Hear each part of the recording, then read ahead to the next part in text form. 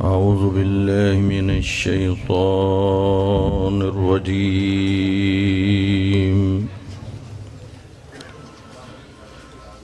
بسم الله الرحمن الرحيم الحمد لله رب العالمين والصلاة والسلام على سيد الأنبياء والمرسلين أبي القاسم محمد اللهم صل على محمد وآله الطيبين الطاهرين المعصومين أما بعد فقد قال الله تعالى في كتاب المجيد بسم الله الرحمن الرحيم يا أيها الذين آمنوا اتقوا الله ولتنظر نفس ما قدمت لغد واتقوا الله إن الله خبير بما تعملون صلوات اللهم صل على محمد وآل محمد سامعین محترم، کچھ دیر پہلے جب میں ممبر پہ آیا تو میں نے دیکھا کہ آپ بڑی توجہ سے خطاب سماعت فرما رہے تھے، گویا آپ کے کان عبادت میں مشغول تھے، اور آپ کی خاموشی بتا رہی تھی کہ آپ کی زبان عبادت میں مشغول نہیں تھی۔ تو پڑھنے والا جب پڑھ رہا ہو اور آپ کی زبان پہ اگر سبحان اللہ اور ماشاءاللہ کا ذکر آتا رہے تو یقیناً عبادت میں زبان بھی شریک ہو جاتی ہے۔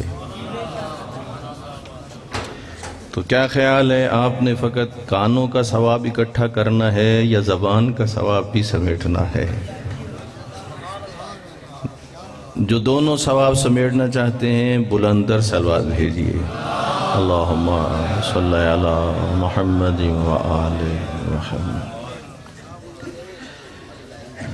یہ جو مجلس ہے نا، بڑی اہمیت ہے اس مجلس کی۔ میں اکثر ایک مثال دیا کرتا ہوں، کسی بھی اسکول، کالج، یونیورسٹی میں چلے جائیں، جس کلاس کا لیکچر ہوتا ہے آپ کو اس سے بعد والی کلاس کا سٹوڈنٹ بھی اس میں نظر نہیں آئے گا، اس سے پچھلی کلاس کا سٹوڈنٹ بھی وہاں نظر نہیں آئے گا۔ مثلاً فرسٹ ایئر کا اگر لیکچر ہو رہا ہو تو ایم اے کا سٹوڈنٹ فرسٹ ایئر میں نہیں ہوتا، اور 8ویں کلاس کا بھی فرسٹ ایئر میں جو اساتذہ کرام بیٹھے ہیں گواہی دیں گے۔ اسی طرح ہوتا ہے نا، 11ویں کلاس کا لیکچر ہے تو 16ویں والا نہیں ہوگا، 8ویں والا بھی نہیں ہوگا۔ یہ امام حسین علیہ السلام کی مجلس ہے جس میں ان پڑھ سے لے کر پی ایچ ڈی تک بیٹھے ہوتے ہیں، بچے سے لے کر بوڑھے تک بیٹھا ہوتا ہے۔ اس کا مطلب ہے کہ اس ممبر سے جو خیرات تقسیم ہونی ہے، پڑھنے والا کچھ اس انداز سے بیان کرے کہ کوئی بھی جھولی بھرے بغیر گھر واپس نہ لوٹ کے جائے۔ توجہ فرما رہے ہیں؟ وقت زیادہ نہیں ہے جو مجھے ملا ہے، لیکن آپ محبت کریں گے نا تو مجھے امید ہے کہ اس تھوڑے وقت میں ایک بڑا پیغام آپ تک پہنچانے میں کامیاب ہو جاؤں گا۔ میں جو گفتگو کرنا چاہتا ہوں اس کا عنوان ہے محاسبہ نفس۔ یہ یاد کر لیں، کیا عنوان ہے؟ محاسبہ نفس۔ اسی پہ کچھ آیتیں، اسی پر کچھ احادیث اور اسی پر کچھ واقعات، تاکہ بات اچھی طرح روشن ہو جائے۔ کیا عنوان ہے سامعین محترم؟ محاسبہ نفس۔ یعنی ایک دفعہ یہ ہوتا ہے کوئی اور کسی کا محاسبہ کرتا ہے، ایک مرتبہ انسان خود اپنا محاسبہ کرتا ہے. جن کی اولاد ہے، آپ نہیں کبھی کبھی اپنے بچوں سے کہتے ہو، اسکول سے آتے ہو، بستہ رکھتے ہو، پھر تمہیں کوئی فکر نہیں ہوتی، پھر اگلے دن تم ڈھونڈ رہے ہوتے ہو، خیال نہیں کرتے، تو یہ تم اس کا کیا کر رہے ہو؟ نفس کا محاسبہ کر رہے ہو. تو جو فرما رہے ہیں، آپ کا کوئی کاروبار ہے اور آپ نے کوئی ملازم رکھا ہوا ہے اور آپ کی کچھ توقعات ہیں اور کچھ طے ہے اور ملازم اس طرح عمل نہیں کر رہا اور معاملات آپ کے بگڑ گئے، تو آپ اپنے ملازم سے کہتے ہیں آپ نے ایسا کیوں کیا، آپ نے ویسا کیوں کیا، تو یہ اس کا کیا کر رہے ہو؟ محاسبہ. تو جو فرما رہے ہیں نا، ایک محاسبہ ہونا ہے آخرت میں، اور محاسبہ بھی اللہ نے کرنا ہے. تو جو فرما رہے ہیں صاحب حضرات، سورہ حشر میں 18ویں آیت ہے. خدا فرما رہا ہے یا ایھا الذین آمنوا اتقوا اللہ، اے ایمان لانے والو اللہ سے ڈرو. وَلْتَنْظُرْ نَفْسٌ مَا قَدَّمَتْ لِغَدٍ، کچھ اس بارے میں بھی سوچو کہ تم نے کل کے لیے کچھ آگے کے لیے بھی اکٹھا کیا ہے. آگے سے کیا مراد ہے؟ روزے آخرت کے لیے. وَاتَّقُوا اللَّهَ، اللہ سے ڈرو. إِنَّ اللَّهَ خَبِيرٌ بِمَا تَعْمَلُونَ، خدا جانتا ہے جو تم اعمال انجام دیتے ہو. پھر سورہ بقرہ میں آیت نمبر ہے 284، فرمایا وَإِن تُبْدُوا مَا فِي أَنفُسِكُمْ أَوْ تُخْفُوهُ يُحَاسِبُكُمْ بِهِ اللَّهُ، تم جو ظاہر کرتے ہو یا چھپاتے ہو، اللہ نے اس پہ تمہارا محاسبہ کرنا ہے. ظاہر کرو تب بھی کرنا ہے، چھپاؤ تو کیا ہے؟ اللہ نے تب بھی تمہارا محاسبہ کرنا ہے، تمہارا حساب کتاب ہونا ہے. تو اسی لیے یہ موضوع کا انتخاب اسی لیے کیا ہے کہیں بے خبری میں زندگی نہ گزر جائے. اچھا، محاسبے کے لیے کون سا ٹائم ہونا چاہیے؟ روایات میں آیا ہے جب رات آپ اپنے بستر پہ آرام کرنے کے لیے لیٹ گئے. البتہ سب کا ٹائم رات سونے کا ایک جیسا نہیں ہوتا، کچھ جلدی سوتے ہیں اور کچھ تاخیر سے سوتے ہیں. جب آپ سوئے لیٹ گئے اپنے بستر پہ، اب حکم یہ ہے کہ اب تم اپنا حساب کرو کہ سارا دن تم نے کس کے ساتھ کس طرح کا برتاؤ کیا، خدا کے احکام کے سلسلے میں کیا کیا. تم جب اپنے بستر پر سوئے ہوئے اپنے بارے میں سوچو گے، غور و فکر کرو گے، تو گویا تم اپنے نفس کا محاسبہ کر رہے ہو. صلوات بھیجئے محمد و آل محمد پر. اللہم صلی علی محمد و آل. حدیث میں سرکار دو عالم صلی اللہ علیہ وآلہ وسلم نے ارشاد فرمایا لا تزول قدم عبد یوم القیامت حتی یسأل عن اربع، فرمایا روز قیامت کسی کے بھی قدم آگے نہ بڑھنے پائیں گے مگر یہ کہ اس سے 4 سوال کیے جائیں گے. اور فرما رہے ہیں کتنے سوال ہوں گے؟ 4. کب ہوں گے بھلا؟ روز قیامت. اب کی بات نہیں ہو رہی، سب کا ایمان ہے نا روز آخرت پر. 4 سوال ہوں گے. ان عمر ہی، پہلا سوال یہ ہوگا، خدا پوچھے گا میرا بندہ تو نے اپنی عمر کو کن کاموں میں صرف کیا تھا؟ تو جو فرما رہے ہیں کیا کرتے رہے؟ تو میں نے جو تمہیں عمر دی تھی تم نے کیا کیا، اسے کہاں صرف کیا؟ تمہارے معمولات زندگی کیا تھے؟ کہاں تم اپنا زندگی کا وقت گزارتے رہے؟ دوسرا سوال ہوگا وَعَنْ شَبَابِهِ، تو نے اپنی جوانی کہاں صرف کر دی؟ کتنے سوال ہو گئے؟ 2. وَعَنْ مَالِهِ مِنْ أَيْنَ اقْتَسَبَهُ وَفِيمَ أَنْفَقَهُ، پھر تیسرا سوال یہ ہوگا کما کے کہاں سے لاتا تھا، خرچ کہاں پہ کرتا تھا، تیرے ذرائع آمدنی کس قسم کے تھے، اور پھر تو نے کیا ہے خرچ کہاں پہ کرتا تھا؟ چوتھا سوال کیا ہوگا؟ وَعَنْ حُبِّنَا أَهْلَ الْبَيْتِ، پوچھا جائے گا ہم اہل بیت سے محبت رکھتے تھے یا نہیں؟ کتنے سوال ہو گئے بھلا؟ 4۔ ایک عمر کے بارے میں، دوسرا جوانی کے بارے میں، تیسرا سوال کیا ہوگا؟ مال کمایا کہاں سے تھا اور اسے خرچ کہاں پہ کیا تھا؟ ہے نا وَفِي حَلَالِهَا حِسَابٌ وَفِي حَرَامِهَا عِقَابٌ۔ اس پوری دنیا کہ جس پہ آپ اور میں ناز و نخرہ کرتے ہیں، اس پوری دنیا کی حقیقت یہ ہے، اگر حلال اکٹھا کیا تو حساب دینا پڑے گا، حرام اکٹھا کیا حساب نہیں، سیدھا عذاب ہوگا۔ کچھ چیزیں ہیں حضرت امام محمد باقر علیہ السلام نے صلی اللہ علیہ وسلم ارشاد فرمایا، کچھ چیزیں ہیں جن کے بارے میں بالکل حساب نہیں ہونا۔ توجہ فرما رہے ہیں؟ اب جن کے بارے میں حساب نہیں ہونا گویا چھٹی، یہ بات تو بڑی دلچسپی سے سنو گے۔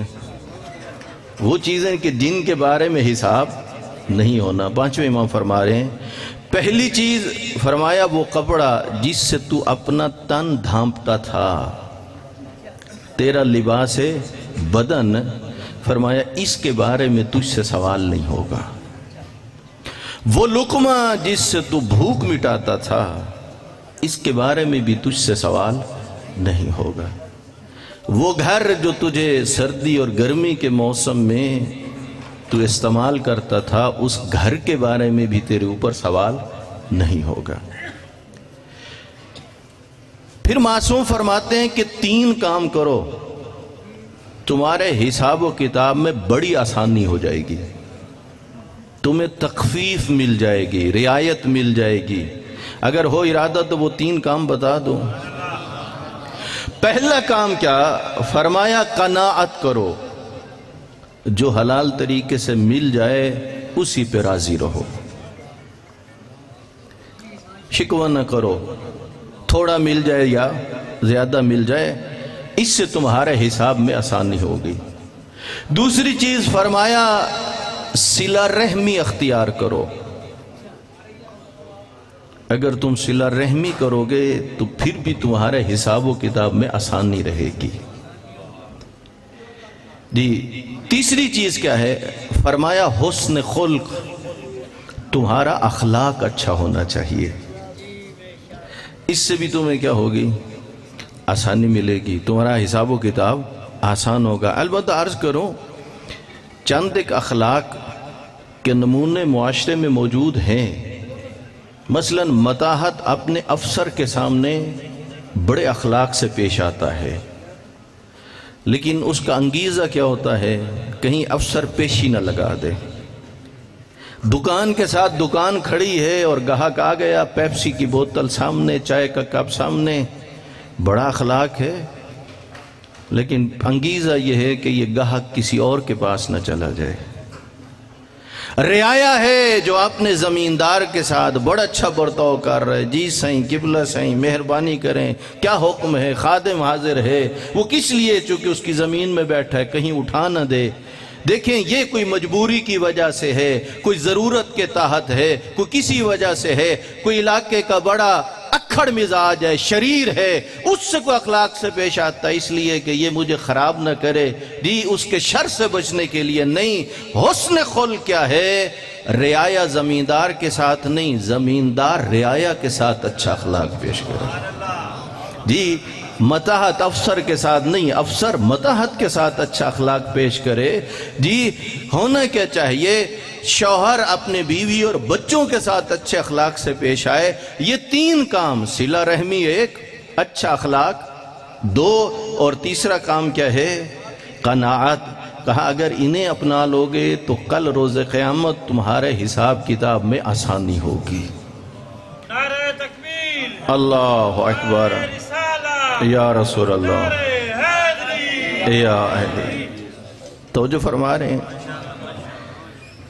یہ جو منبر سے جو کچھ بیان ہوتا ہے نا، یہ بڑی قیمتی نیاز ہوتی ہے۔ بڑی قیمتی خیرات ہوتی ہے جی، جو امام حسین علیہ السلام کے منبر سے بیان ہوتی. قیمتی کس لیے کہہ رہا ہوں؟ میرے 5ویں امام نے فرمایا اللہم صلی علی محمد وآلہ.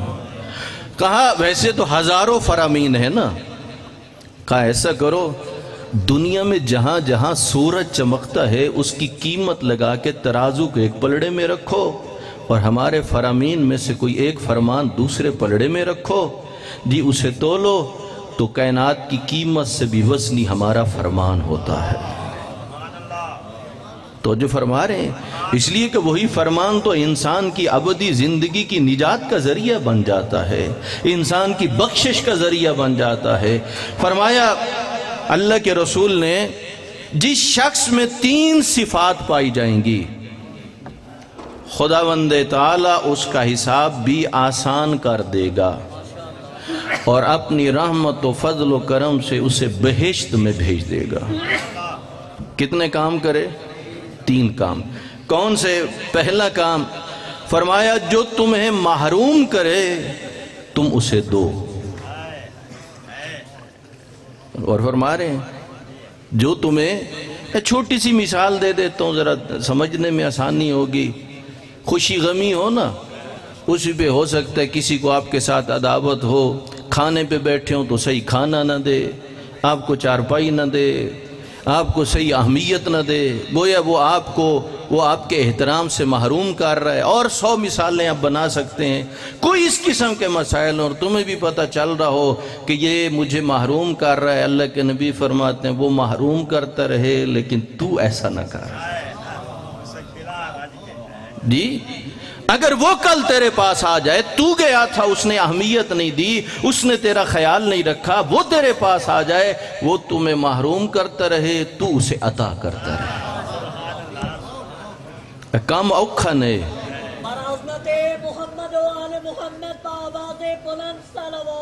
اللہم صلی علی محمد وآلہ.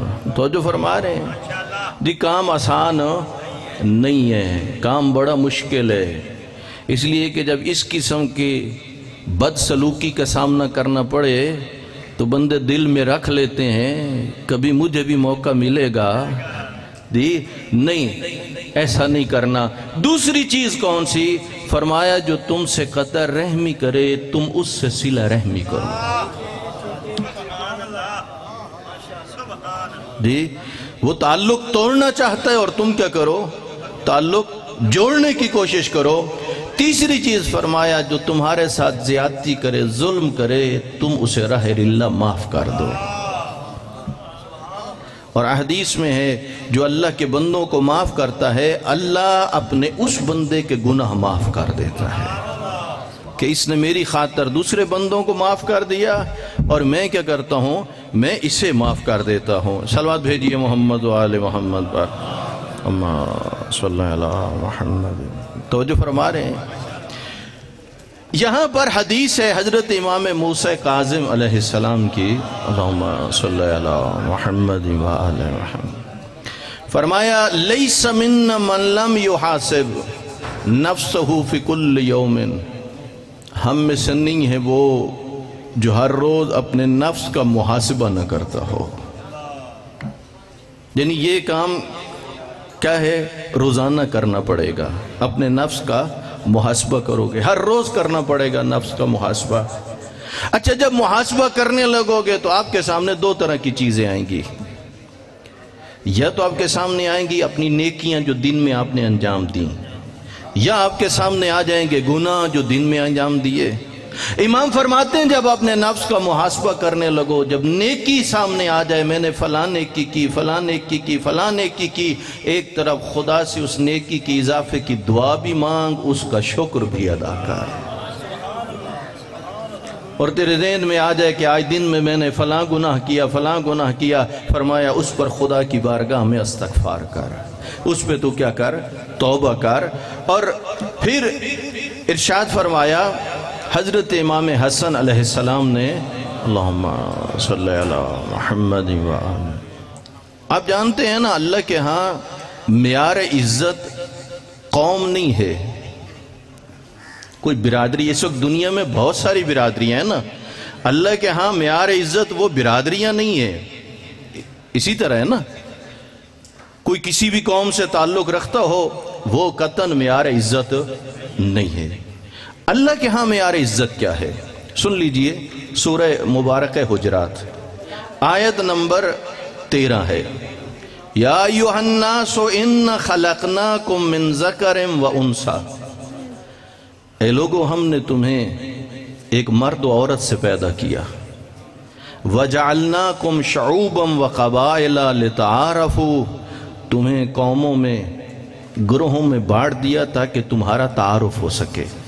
لیکن ہم کیا کرتے ہیں؟ ہم قومیت کی بنیاد پر ایک قوم دوسری قوم پر برتری جتلاتی ہے، حالانکہ یہ برتری کے لیے تقسیم نہ تھی۔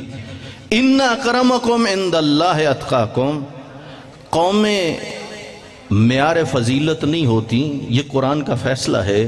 اللہ فرما رہا ہے معیار برتری بنے گا تقوی، جو جتنا متقی ہوگا اتنا ہی اس کا اللہ کے ہاں مقام ہوگا۔ امام حسن علیہ السلام نے ارشاد فرمایا اس وقت تک تو تقوی کی دولت سے مال و مال نہیں ہو سکتا جب تک تو اپنے نفس کا محاسبہ نہیں کرے گا۔ تو جو چاہتا ہوں، تقوی کی دولت کمانے کے لیے تمہیں کیا کرنا پڑے گا؟ تمہیں اپنے نفس کا محاسبہ کرو گے تو پھر ہوگا کہ آہستہ آہستہ آہستہ آہستہ تقوی کی سیڑھی پہ قدم رکھو گے اور بلندیوں کی طرف کیا ہے سفر ہوگا۔ اگر اپنا حساب کتاب ہی نہیں کرنا تو پھر انسان کو کیا پتا میرے گناہ کون سے ہیں، میری نیکیاں کون سی ہیں جی؟ جب اسے یہ بھی نہیں پتا ہوگا تو اس کا وہ سفر بھی آگے بڑھنے والا نہیں ہے۔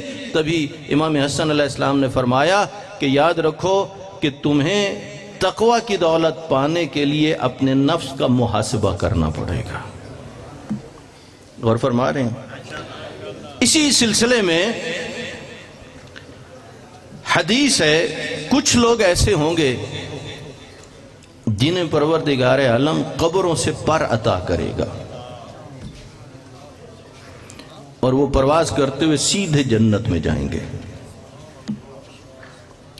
چونکہ یہ جو محاسبہ نفس کا چیپٹر ہے نا، یہ بڑا وسیع چیپٹر ہے۔ کچھ وہ لوگ ہیں جو بغیر حساب کے جنت میں جائیں گے، کچھ وہ ہوں گے جو بغیر حساب کے جہنم میں جائیں گے، کچھ وہ ہوں گے جن کا حساب و کتاب ہوگا۔ یہ ایک وسیع چیپٹر ہے، اس میں ایک حدیث ہے کچھ لوگوں کو اللہ رب العزت پر عطا کرے گا، وہ قبروں سے پرواز کرتے ہوئے جنت میں جائیں گے۔ ملائکہ پوچھیں گے حساب کتاب ہو گیا؟ وہ کہیں گے نہیں۔ تم نے پل صراط کو عبور کیا؟ انہوں نے کہا ہم نے دیکھی نہیں۔ تم نے جہنم کو دیکھا؟ کہا نہیں ہم نے جہنم کو بھی نہیں دیکھا۔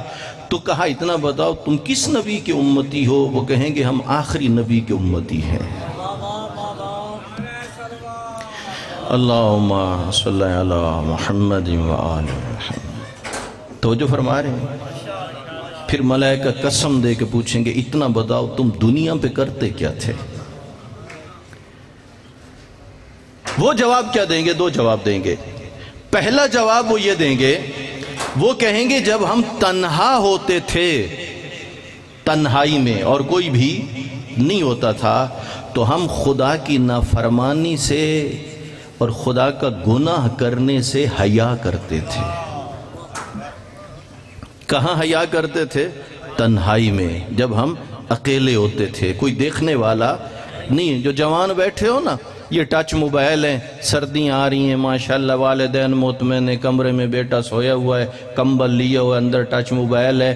خیال کرنا اس کے اوپر جنت والی چیزیں بھی ہیں، جہنم پہنچانے والی چیزیں بھی ہیں یا نہیں ہے؟ وہ خلوت ہے، کوئی دیکھنے والا نہیں ہے۔ کسی زمانے میں سینما گھر ہوتے تھے اور وہ بھی بڑے بڑے شہروں میں ہوتے تھے، چھوٹے شہروں میں چھوٹے گاؤں میں نہیں ہوتے تھے۔ کوئی فلم دیکھنے کے لیے لمبا سفر کر کے جاتا تھا، لیکن آج وہ سب کچھ تیرے گھر تیری جیب کی تک پہنچ چکا ہے۔ یہی کچھ ہو چکا یا نہیں ہو چکا؟ اور صورتحال کیا، کوئی چیز بھی آتی ہے اچھا استفادہ کم کیا جاتا ہے اور اس سے نقصان والا استفادہ کیا ہے وہ زیادہ کیا جاتا ہے۔ وہ کہہ رہے ہیں کہ پہلی وجہ یہ تھی کہ ہم تنہائی میں بھی خدا کی نافرمانی سے ڈرتے تھے۔ دوسری وجہ کہا، دوسری وجہ یہ تھی ہمیں جو کچھ مل جاتا تھا اسی پہ قناعت کر لیتے تھے، اسی پہ راضی رہتے تھے۔ ملائکہ نے کہا پھر کیوں نہ اللہ تمہیں بغیر حساب و کتاب کے جنت میں بھیجتے ہیں۔ بات پہنچ رہی ہے؟ اس لیے اپنے نفس کا کیا ہے، محاسبہ کرنا چاہیے، خیال کرنا چاہیے۔ یہاں پر میں آپ کو 2 واقعات سنا دوں، چونکہ وقت مختصر ہے تاکہ بات ذہن نشین ہو جائے۔ کبھی یہ جو محاسبہ نفس ہے نا، یہ شوہر کو اچھے انداز میں بیوی کا کرنا چاہیے، اور بیوی کو اچھے انداز میں اپنے شوہر کا کرنا چاہیے، اور اسی طرح اچھے انداز میں اپنی اولاد کا بھی کرنا چاہیے، اور اسی طرح ایک دوسرے کے بھی نفس کا کیا ہے، محاسبہ، اور اپنے نفس کا بھی کیا ہے، محاسبہ کرنا چاہیے۔ صلوات بھیجیں محمد و آل محمد۔ توجہ فرما رہے ہیں؟ اب ذرا یہاں پر سنیے، حضرت امام حسین علیہ السلام کو جب حج نہ پڑھنے دیا گیا نا، اور آپ نے عمرہ نے احرام کو بدلا اور ادھر پلٹ رہے تھے، زہیر ابن قین یہ مسلکاً عقیدہ امامت و ولایت نہیں رکھتا تھا۔ جہاں امام کے خیمے نصب ہوتے تھے، یہ جان بوجھ کے کچھ فاصلے پہ اپنے خیمے نصب کرتا تھا، لیکن ایک ایسی جگہ ہی جہاں کچھ فاصلے پہ اس کا بھی خیمہ تھا، دسترخوان لگا ہوا ہے، کچھ اور لوگ بھی زہیر ابن قین کے ساتھ دسترخوان پہ موجود تھے۔ اتنے میں ایک قاصد آیا اور جس نے آ کے کہا کہ مجھے فرزند رسول خدا امام حسین نے بھیجا ہے۔ دسترخوان پہ بیٹھے تو بہت سارے تھے، کہا میں فقط زہیر ابن قین کو بلانے کے لیے آیا ہوں۔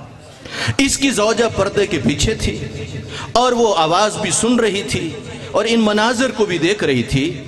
اس وقت زہیر ابن قین نے ارادہ نہیں بنایا امام حسین کے پاس جانے کا، فوراً اس کی زوجہ کہتی زہیر میں کیا دیکھ رہی ہوں، تجھے نبی کی بیٹی کا بیٹا یاد کرے اور تو نہ جائے۔ زوجہ نے زہیر ابن قین کے نفس کا محاسبہ شروع کر دیا، اسے قائل کرنا شروع کر دیا، زہیر تجھے جانا چاہیے، تجھے جو نبی کا بیٹا بلا رہا ہے۔ اب ذرا سوچئے، زہیر جب جا رہے ہوں گے تو پورے دل سے جا رہے ہوں گے، قائل کیا جا رہا تھا نا۔ جب گئے نا، مورخین نے لکھا ہے جب پہنچا تو امام حسین علیہ السلام اپنے خیمے میں خدا سے راز و نیاز میں مشغول تھے۔ زہیر ابن قین نے جا کے سلام کیا، احوال پرسی کی، اور اس کے بعد امام حسین علیہ السلام سے پوچھا تو امام نے کہا اے زہیر کیا محبت الہی میں جہاد کرو گے اور خوشنودی خدا کا ایک دروازہ اپنے لیے کھول دو گے؟ میری نصرت میں قمر ہمت باندھو اور ولایت کے دامن سے متمسک ہو جاؤ تاکہ دنیا و آخرت میں تمہیں میری ہمراہی نصیب ہو جائے۔ اس جگہ جب زہیر ابن قین نے سنا، اب اندر ایک جنگ شروع ہو گئی۔ نفس یہ کہتا تھا کہ یہ دنیا کی رونقیں اور چہل پہل اور یہ سب کچھ یہ ہونا چاہیے۔ عقل کہتی تھی نہیں، دنیا چند دنوں کی ہے، اس کو چھوڑ اور آخرت کی اپنی فکر کر۔ اندر زہیر ابن قین کے اندر نفس اور عقل کی جب جنگ ہونے لگی، زہیر نے اپنے نفس کا محاسبہ کیا، امام حسین کی گفتگو کا کوئی اثر تھا، اس کی عقل نفس پر غالب آ گئی اور یہ امام حسین کے لشکر کا سپاہی بن گیا۔ کیسے بنا سپاہی؟ محاسبہ نفس کرنے کی وجہ سے۔ پہلے زوجہ نے کیا اور پھر کس نے کیا؟ پھر اس نے خود اپنے نفس کا محاسبہ کیا، اور کیا خوبصورت مقام و منزلت مل گیا کہ جب آئے تھے، معلوم ہے 3 حصے تھے، میمنہ، میسرہ اور قلب لشکر۔ قلب لشکر کا علم حضرت عباس کے پاس تھا، میمنہ اور میسرہ ایک علم جناب حبیب کو ملا، ایک زہیر ابن قین کو ملا۔ کتنی بڑی خوش نصیبی ہے۔ اور بعض علماء کہتے ہیں جب واقعہ کربلا ہو گیا نا، کچھ فاصلے پہ زہیر کی زوجہ تھی، اپنے غلام کو کفن دے کے بھیجتی ہے، کہا جا دشت کربلا پہ دیکھ، شاید سب کو کفن مل گئے اور نبی کے بیٹے کو بھی کفن مل گیا ہو، کہیں زہیر بغور و کفن نہ پڑا ہو۔ جب یہ گیا ہے اور یہ لوٹ کے آیا اور وہ کفن واپس لا کے آ رہا تھا، پوچھتی ہے زہیر کی زوجہ، کہتی اتنا بتا کیا تیرے پہنچنے سے پہلے زہیر کو بھی کفن مل گیا تھا؟ وہ لوٹ کے کہتا ہے، کہا تجھے کیا پتا، وہاں تو زہرا کے لال کا لاشا بھی بغور و کفن پڑا ہے۔ یہ کیا تھا؟ یہ محاسبہ نفس ہے۔ کس منزلت پہ پہنچ گئے جناب زہیر؟ بس 2 منٹ ہیں۔ دوسری کون سی ہستی شہدائے کربلا میں سے جس نے اپنے نفس کا محاسبہ کیا؟ وہ جناب حر تھے۔ جب امام حسین کا قافلہ جا رہا تھا نا اور روکا، اور امام حسین نے فرمایا تھا ساکولت امو کا، تیری ماں تیرے ماتم میں بیٹھے، تجھے یہ ہمت کیسے ہوئی؟ اس وقت صورتحال کیا تھی؟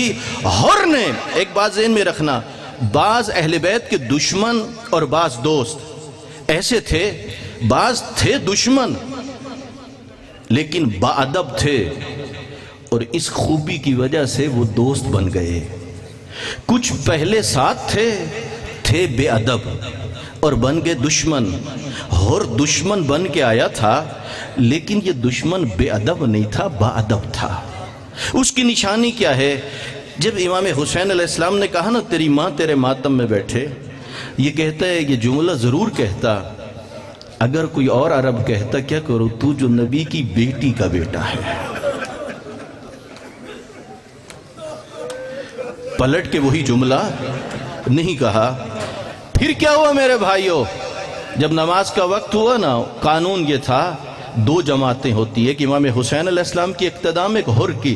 امام نے پوچھا حر کیا ارادہ ہے؟ کہا مولا آپ کے ہوتے ہوئے میں جماعت کراؤں، میں آپ کی اقتداء میں پڑھوں گا۔ یہ ادب تھا، توجہ ہے؟ یعنی آخری بات سمجھ لیجئے، یہاں جناب حر نے امام حسین کے پیچھے نماز پڑھی، ویسا جملہ نہیں کہا۔ اور حر کی اس وقت دنیاوی طاقت کیا تھی؟ 1000 کا دستہ وہاں ہے، کوفے کی حکومت، بصرے کی حکومت، شام کی حکومت سب پش پہ ہے، جتنے لوگوں کو بلانا چاہے بلا سکتا ہے۔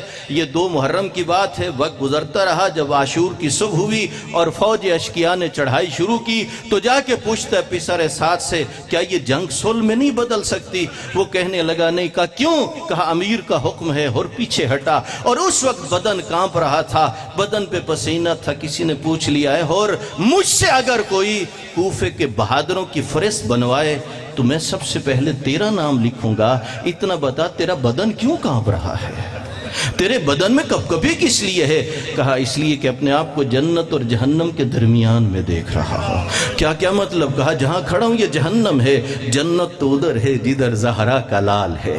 پھر کیا ہوا؟ روایتیں کچھ یوں سمجھاتی ہیں، اپنی گود میں نیزے کو لٹا لیا، ڈھال کو سامنے رکھ لیا، تلوار کو سامنے رکھ لیا، ہاتھ کو باندھ لیا اور ادھر چلا جدھر امام حسین کے خیمے تھے۔ اب ذرا سوچئے حر میں تبدیلی کس طرح آئی؟ بس اب وقت نہیں ہے، اتنا عرض کرتا ہوں، حر اپنے نفس کا محاسبہ کرتا رہا، دل میں سوچتا رہا، اے حر جس ہستی کی موجودگی میں تو نے جماعت کرانے کی جسارت نہیں کی، اے حر جس ہستی کو تو نے پلٹ کے ویسا جواب نہیں دیا، اے حر تو اس ہستی سے کیسے جنگ کر سکتا ہے؟ تو اس ہستی سے کیسے لڑ سکتا ہے؟ پس حر نے اپنے نفس کا محاسبہ کیا، یہ وجہ بن گئی کہ حر لشکر یزید سے نکل آیا، چلا گیا امام حسین کی طرف۔ جب پہنچا ہے نا، اب امام حسین اگر کہنا چاہیں تو کہہ سکتے تھے حر تو میرا راستہ نہ روکتا آج میرے بچے پیاسے نہ ہوتے، حر تو میرا راستہ نہ روکتا آج نبی زادیاں دشمنوں کے نرغے میں نہ ہوتی، لیکن میرے کریم امام نے کوئی جملہ نہیں کہا۔ اتنا جا کے کہا مولا کیا اس گستاخ کے لیے بھی کوئی معافی کی گنجائش ہے؟ میری گستاخیاں، میری غلطیاں مجھے معاف کر دو۔ امام حسین وہ جس ہستی کا رابطہ عالم ملکوت سے ہے، فرمانے لگے نعم یتوب اللہ، اور میں ضامن ہوں اللہ تیری توبہ قبول فرمائے گا۔ پس عزادارو مجلس تمام ہو گئی۔ میسج یہی ہے اس مجلس کا کہ آپ اور مجھے اپنے نفس کا محاسبہ کرنا ہے، اور نفس کا محاسبہ باعث بنے گا کہ تقوی جیسی دولت نصیب ہوگی۔ یہ عارضی زندگی ہے اور وہ ہے ابدی زندگی، اور یہ وہ طریقہ ہے جس سے انسان اپنی ابدی زندگی سنوار سکتا ہے۔ الا لعنت اللہ علی القوم